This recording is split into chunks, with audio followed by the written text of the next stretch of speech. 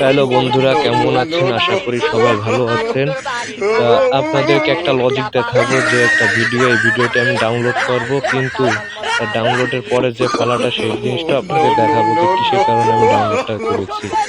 আমি যেভাবে ডাউনলোড করে থাকি সমস্ত ভিডিও, তার সেই ভিডিওটি আমি ডাউনলোড করে দেখাচ্ছি। এই যে ডাউনলোড দিচ্ছি স্ন্যাপ টিপ দিয়ে, দেখতে থাকুন যেভাবে আমি ডাউনলোড করে থাকি।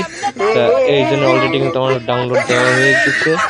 আর এরপরে দেখতে পাবেন হলো সেই ডাউনলোডকৃত যে ছবিটা, সেইটাই কিন্তু এই যে ডাউনলোড করা হয়ে গেছে। সেই ডাউনলোডের ছবিটা এই যে আমি দিয়েছি।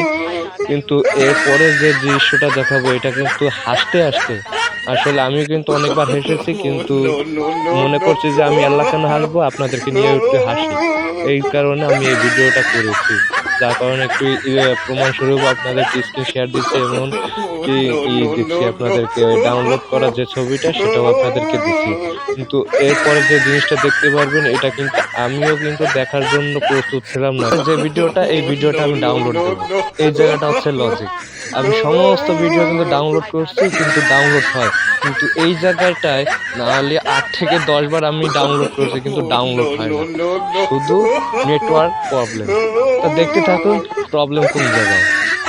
আবার কিন্তু সেই যেভাবেই আমি ডাউনলোড করি ঠিক সেভাবে আমি ডাউনলোড দিচ্ছি। এই যে স্ন্যাপটিউব দিয়ে আমি ডাউনলোড করি সবসময়ের জন্য ভিডিও, এই জন্য নেটওয়ার্ক নেই। তাহলে এখানে লজিকটা কি এসে দাঁড়ালো তা আপনারা অবশ্যই কমেন্ট বক্সে বলে যাবেন।